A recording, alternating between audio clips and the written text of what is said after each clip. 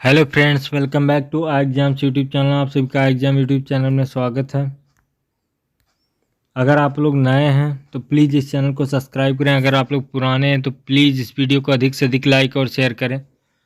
अगर आपको इस करंट अफेयर का पीडीएफ चाहिए तो आप हमारे टेलीग्राम चैनल आई एग्जाम वन को ज्वाइन कर सकते हैं। ये हमारे टेलीग्राम चैनल का ये है नाम। तो चलिए, आज है 25 जनवरी 2023। चलिए आइए शुरू करते हैं 25 जनवरी 2023 का करंट अफेयर। एक बार फिर से आपसे रिक्वेस्ट है कि इस वीडियो को प्लीज़ लाइक करें और इस चैनल को सब्सक्राइब कर लें।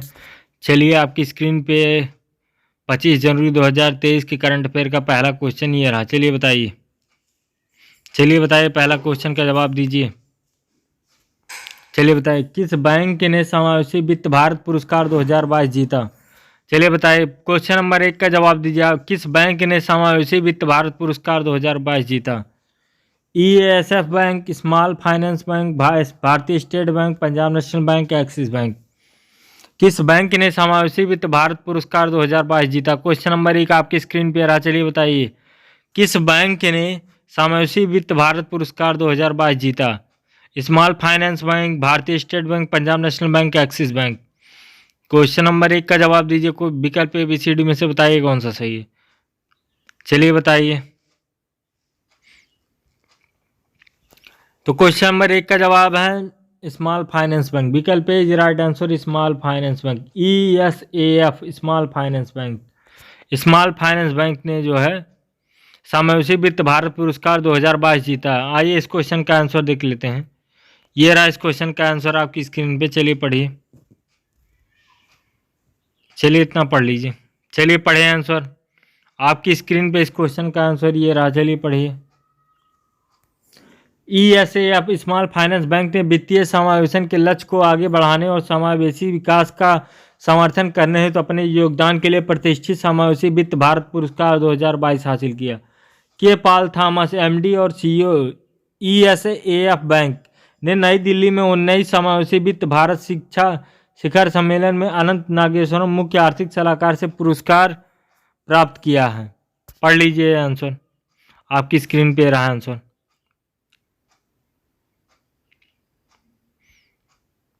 आइए नेक्स्ट क्वेश्चन पे चलते हैं।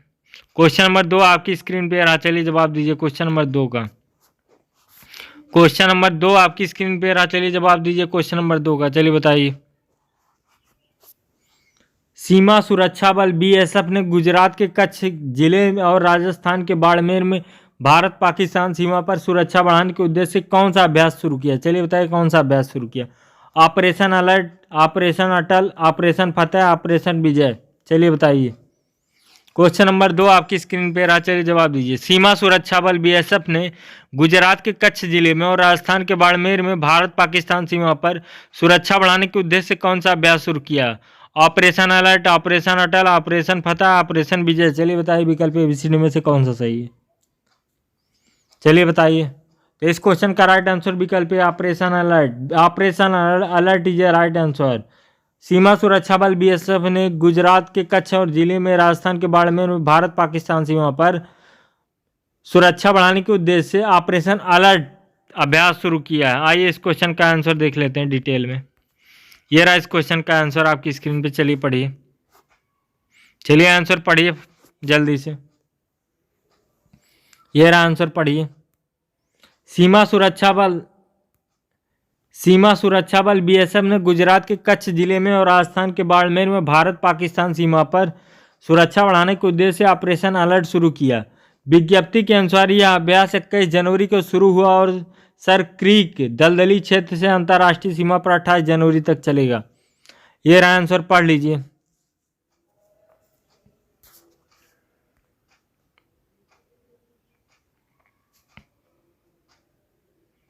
आइए नेक्स्ट क्वेश्चन पे चलते हैं। क्वेश्चन नंबर 3 आपकी स्क्रीन पे रहा। चलिए जवाब दीजिए क्वेश्चन नंबर 3 का। चलिए बताइए क्वेश्चन नंबर 3 का जवाब दीजिए। पढ़िए क्वेश्चन नंबर 3 पढ़िए। भारत के चुनाव आयोग ECI ने 23-24 जनवरी 2023 तक भारत के किस शहर में दूसरे अंतर्राष्ट्रीय सम्मेलन की मेजबानी की? चलिए बताइए किस शहर में की? नई दिल्ली, कानपुर, उज्जैन, हैदराबाद। बताइए विकल्प ABCD में से बताइए कौन सा सही है। भारत के चुनाव आयोग CI ने 23-24 जनवरी 2023 तक भारत के किस शहर में दूसरे अंतर्राष्ट्रीय सम्मेलन की मेजबानी की? चलिए बताएं। नई दिल्ली, कानपुर, उज्जैन, हैदराबाद। क्वेश्चन नंबर 3 आपकी स्क्रीन पे रहा। चलिए जवाब दीजिए क्वेश्चन नंबर 3 का। चलिए बताइए क्वेश्चन नंबर 3 का जवाब दीजिए। भारत के चुनाव आयोग CI ने 23-24 जनवरी 2023 तक भारत के किस शहर में दूसरे अंतर्राष्ट्रीय सम्मेलन की मेजबानी की? तो इसका राइट आंसर होगा नई दिल्ली। विकल्प इज राइट आंसर, नई दिल्ली, नई दिल्ली, नई दिल्ली। नई Delhi is right answer. Bharat के चुनाव आयोग CI ने 23-24 जनवरी 2023 तक भारत के नई दिल्ली में दूसरे अंतर्राष्ट्रीय सम्मेलन की मेजबानी की है। आइए इस क्वेश्चन का आंसर देखते हैं। ये रहा इस क्वेश्चन का आंसर आपकी स्क्रीन पे। चलिए पढ़िए, चलिए आंसर पढ़िए। ये रहा आंसर, चलिए पढ़िए। CI ने दिल्ली में दूसरे अंतर्राष्ट्रीय सम्मेलन की मेजबानी की। भारत के चुनाव आयोग CI ने 23-24 जनवरी 2023 तक नई दिल्ली के भारत में दूसरे अंतर्राष्ट्रीय सम्मेलन की मेजबानी की। 2023 विषय use of technology and election integrity. 2 दिवसीय अंतर्राष्ट्रीय सम्मेलन का उद्घाटन मुख्य चुनाव आयुक्त राजीव कुमार ने किया है। यह रहा इस क्वेश्चन का आंसर, पढ़ लीजिए अच्छे से।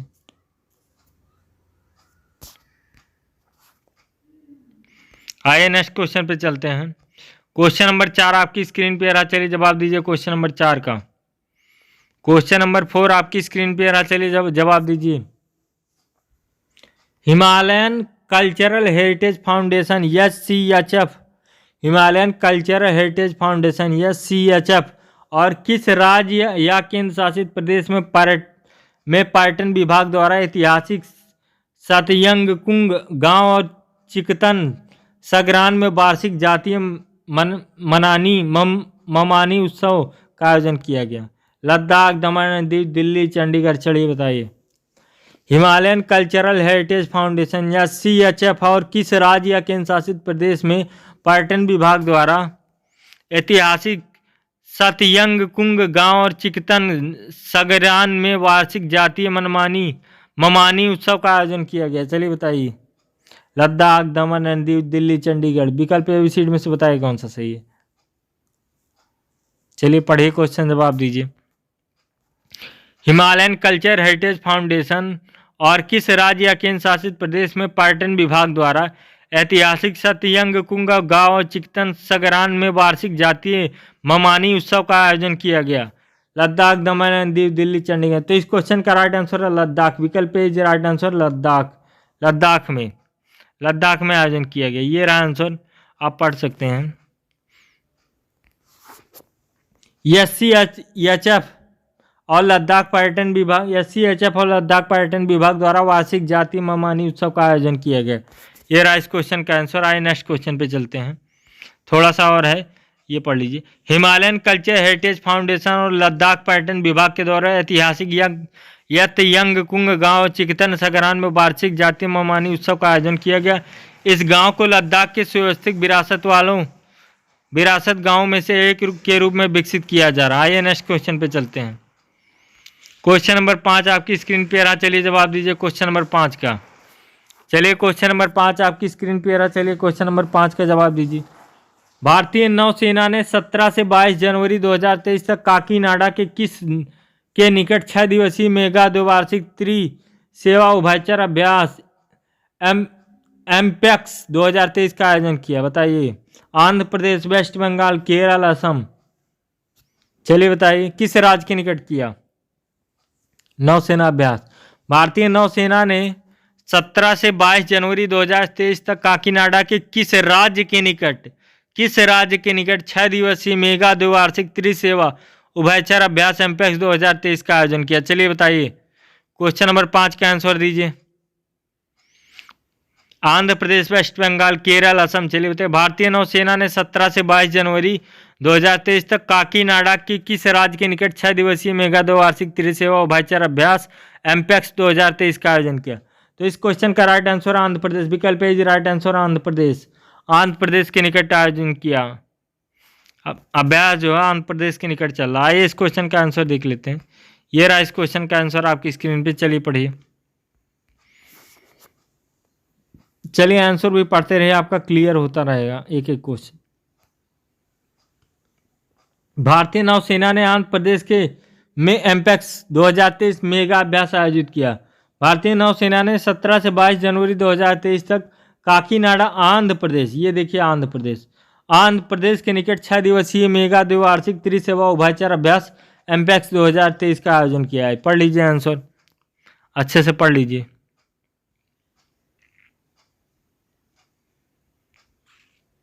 चलिए पढ़िए। आइए नेक्स्ट क्वेश्चन पे चलते हैं। क्वेश्चन नंबर 6 आपकी स्क्रीन पे आ रहा, चलिए बताइए। क्वेश्चन नंबर 6 का जवाब दीजिए। बड़ा क्वेश्चन है लेकिन चलिए जवाब दीजिए, पढ़ने में टाइम लगेगा। चलिए क्वेश्चन नंबर 6 का जवाब दीजिए। प्रधानमंत्री नरेंद्र मोदी ने 23 जनवरी 2023 को वीडियो कॉन्फ्रेंसिंग के माध्यम से किस पुरस्कार विजेताओं के नाम पर अंडमान निकोबार के 21 सबसे बड़े अनाम द्वीपों का नाम बदल कर रख दिया? चलिए बताइए, किस पुरस्कार विजेताओं के नाम पर रखा गया है? परमवीर चक्र, वीर चक्र, भारत रत्न, विजय चक्र। चलिए बताइए किस पुरस्कार के नाम पर रखा गया? चलिए जवाब दीजिए इस क्वेश्चन का। प्रधानमंत्री नरेंद्र मोदी ने 23 जनवरी 2023 को वीडियो कॉन्फ्रेंसिंग के माध्यम से किस पुरस्कार विजेताओं के नाम पर अंडमान निकोबार के 21 सबसे बड़े अनाम द्वीपों का नाम बदल कर रख दिया? परमवीर चक्र, वीर चक्र, भारत रत्न, वीर चक्र। चलिए बताइए क्वेश्चन नंबर 6 का जवाब दीजिए। प्रधानमंत्री नरेंद्र मोदी ने 23 जनवरी 2023 को वीडियो कॉन्फ्रेंसिंग के माध्यम से किस पुरस्कार विजेताओं के नाम पर अंडमान निकोबार के कई सबसे बड़े अनाम द्वीपों का नाम बदल कर रख दिया? तो इस क्वेश्चन का राइट आंसर परमवीर चक्र। परमवीर चक्र विजेताओं के नाम पर अंडमान निकोबार के द्वीपों में 21 सबसे बड़े अनाम द्वीपों का नाम बदल कर रख दिया गया है परमवीर चक्र विजेताओं के नाम पे। चलिए नेक्स्ट क्वेश्चन पे चलते हैं, इसका आंसर देख लेते हैं। ये रहा इस क्वेश्चन का आंसर आपकी स्क्रीन पे, चलिए पढ़िए। चलिए आंसर पढ़िए। अंडमान निकोबार में 21 द्वीपों के नाम पर परमवीर चक्र अवार्डी के नाम पर रखे गए। प्रधानमंत्री नरेंद्र मोदी ने 23 जनवरी 2023 को वीडियो कॉन्फ्रेंसिंग के माध्यम से परमवीर चक्र पुरस्कार विजेताओं के नाम पर अंडमान निकोबार के 21 सबसे बड़े अनाम द्वीपों का नाम बदल कर रख दिया। चलिए इस आंसर को पढ़िए। अगर आपको डिटेल में आंसर पढ़ना हो तो आप डिटेल में आप पीडीएफ में पढ़ सकते हैं, पीडीएफ में दिया गया है। वो पीडीएफ आपको हमारे टेलीग्राम चैनल एग्जाम 1 पे मिल जाएगा। आप टेलीग्राम पे सर्च करके ज्वाइन कर सकते हैं हमारा टेलीग्राम चैनल। और अगर आप लोग इस वीडियो को देख रहे हैं तो प्लीज़ लाइक कर दें और इस वीडियो को शेयर कर दें और चैनल को सब्सक्राइब कर लें। आइए नेक्स्ट क्वेश्चन पे चलते हैं। क्वेश्चन नंबर 7 आपकी स्क्रीन पे आ रहा, चलिए जवाब दीजिए क्वेश्चन नंबर 7 का। क्वेश्चन नंबर 7 का जवाब दीजिए। 5वीं कलवारी श्रेणी की कौन सी पनडुब्बी को 23 जनवरी 2023 को भारतीय नौसेना में शामिल किया गया? INS Vagir, INS Vikrant, INS अटल, INS तेज। चलिए बताइए 5वीं कलवारी श्रेणी की कौन सी पनडुब्बी को 23 जनवरी 2023 को भारतीय नौसेना में शामिल किया गया? INS Vagir, INS Vikrant, INS अटल, INS तेज। चलिए बताइए विकल्प ABCD में से जवाब दीजिए कौन सा सही है। 5वीं कलवारी श्रेणी की कौन सी पनडुब्बी को 23 जनवरी 2023 को भारतीय नौसेना में शामिल किया गया? तो इस क्वेश्चन का राइट आंसर INS वागीर। विकल्प A right answer INS Vagir. INS Vagir पनडुब्बी को भारतीय नौसेना में शामिल किया गया। आइए नेक्स्ट क्वेश्चन पे चलते हैं। इस क्वेश्चन का आंसर आपकी स्क्रीन पे रहा, चलिए पढ़िए। चलिए पढ़िए आंसर जल्दी से। ये रहा आंसर, पढ़िए। 5वीं कलवारी श्रेणी की पनडुब्बी INS वागीर को भारतीय नौसेना में शामिल हुई। 5वीं कलवारी श्रेणी की पनडुब्बी INS वागीर को 23 जनवरी 2023 को भारतीय नौसेना में शामिल किया गया। इसे मुंबई के मझगांव डाक शिपयार्ड लिमिटेड द्वारा फ्रांस के इसे नेवल ग्रुप के सहयोग से बनाया गया था। यह रहा आंसर, पढ़ लीजिए, आपकी स्क्रीन पे रहा आंसर।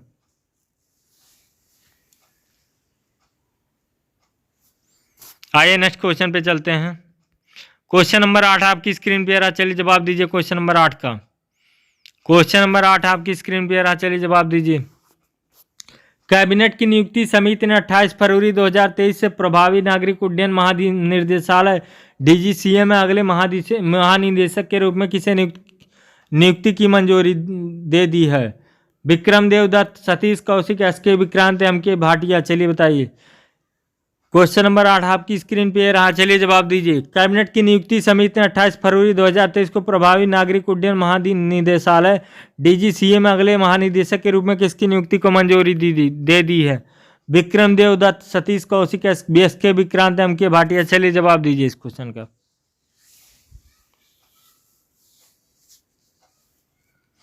क्वेश्चन नंबर 8 का जवाब दीजिए। कैबिनेट की नियुक्ति समिति ने 28 फरवरी 2023 से प्रभावी नागरिक उड्डयन महानिदेशालय डीजीसीए में अगले महानिदेशक के रूप में किसकी नियुक्ति की मंजूरी दे दी है? चलिए बताइए। महानिदेशक के रूप में किसको नियुक्त किया गया?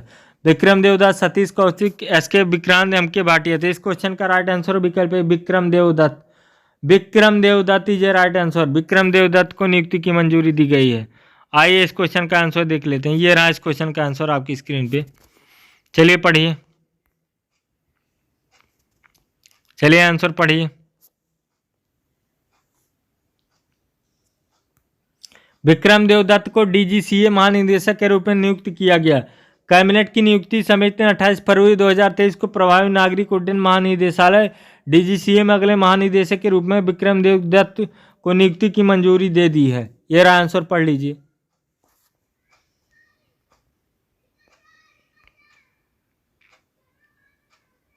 आइए नेक्स्ट क्वेश्चन पे चलते हैं। क्वेश्चन नंबर 9 आपकी स्क्रीन पे रहा, चलिए बताइए क्वेश्चन नंबर 9 का जवाब दीजिए। क्वेश्चन नंबर 9, भारत में दिसंबर 2022 में थोक मूल्य मुद्रास्फीति कितनी रही? भारत में दिसंबर 2022 में थोक मूल्य मुद्रास्फीति कितनी रही? चलिए बताइए। 4.95%, 5%, 3.2%, 6%। चलिए बताइए। 4.95%, 5%, 3.2%, 6%। चलिए बताइए। भारत में दिसंबर 2022 में थोक मूल्य मुद्रास्फीति कितनी रही? चलिए जवाब दीजिए। भारत में दिसंबर 2022 में थोक मूल्य मुद्रास्फीति कितनी रही? तो इस क्वेश्चन का राइट आंसर 4.95%। विकल्प ए राइट आंसर 4.95% रही है मुद्रास्फीति भारत में। इस क्वेश्चन का आंसर आपकी स्क्रीन पे रहा, चलिए पढ़ लीजिए आंसर। चलिए आंसर पढ़िए। अखिल भारतीय थोक मूल्य सूचकांक WPI पर आधारित मुद्रास्फीति की वार्षिक दर दिसंबर 2022 के महीने के लिए 4.95%, नवंबर 2022 के आंकड़ों के लिए 5.85% किया गया था, दर्ज किया गया था। ये रहा आंसर, पढ़ लीजिए।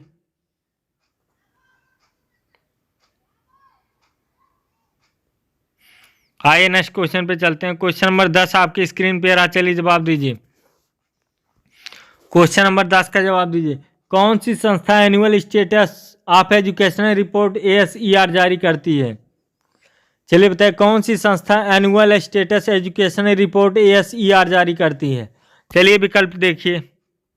प्रथम खेती विद्या तृतीय। चलिए बताइए कौन सी संस्था? संस्था का बताइए। प्रथम खेती विद्या तृतीय। चलिए बताइए कौन सी संस्था जारी करती है? आइए क्वेश्चन देखते हैं। कौन सी संस्था annual status of education report जारी करती है? Annual status of education report कौन सी संस्था जारी करती है? Annual education of status report कौन सी संस्था जारी करती है? तो इसका राइट आंसर होगा प्रथम। विकल्प ए राइट आंसर, प्रथम संस्था जो है एजुकेशनल एनुअल रिपोर्ट जारी करती है। इस क्वेश्चन का आंसर आपकी स्क्रीन पे रहा, चलिए पढ़ लीजिए आंसर। आंसर पढ़िए और आपके अपने दिमाग में इस आंसर को फीड कर लीजिए। चलिए पढ़िए।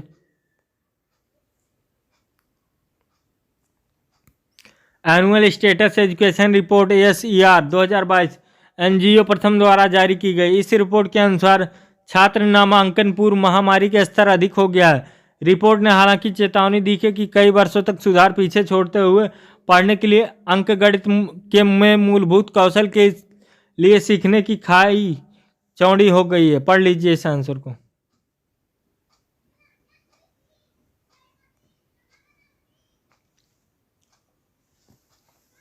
आइए नेक्स्ट क्वेश्चन पे चलते हैं। क्वेश्चन नंबर 11 आपकी स्क्रीन पे रहा, चलिए जवाब दीजिए क्वेश्चन नंबर 11 का। चलिए क्वेश्चन नंबर 11 पढ़िए और जवाब दीजिए। क्वेश्चन नंबर 11 पढ़िए।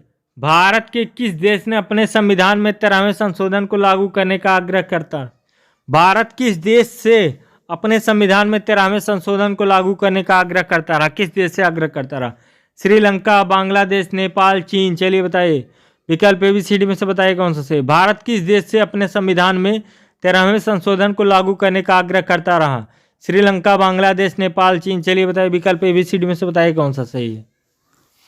भारत किस देश से अपने संविधान में 13वें संशोधन को लागू करने का आग्रह करता रहा? श्रीलंका, बांग्लादेश, नेपाल, चीन। विकल्प ABCD में से बताइए कौन सा सही है। चलिए बताइए, भारत किस देश से अपने संविधान में 13वें संशोधन को लागू करने का आग्रह करता रहा? श्रीलंका, बांग्लादेश, नेपाल, चीन। तो इस क्वेश्चन का राइट आंसर विकल्प है श्रीलंका। विकल्प है राइट आंसर श्रीलंका। भारत जो है श्रीलंका से अपने संविधान में 13वें संशोधन को लागू करने का आग्रह करता रहा। इस क्वेश्चन का आंसर ये रहा। चलिए पढ़िए आंसर। चलिए आंसर पढ़िए।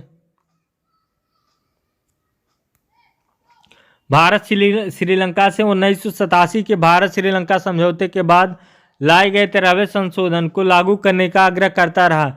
श्रीलंका के राष्ट्रपति रानिल विक्रमसिंघे ने कहा है कि सरकार 13वें संशोधन को लागू करना, जो अल्पसंख्यक तमिल समुदाय को सत्ता के हस्तांतरण का प्रभाव प्रदान करती है। उन्होंने यह बताया कि सभी समुदायों की शिकायतों को दूर करने के लिए एक सामाजिक न्याय आयोग की स्थापना की जाएगी। चलिए पढ़ लीजिए इस आंसर को।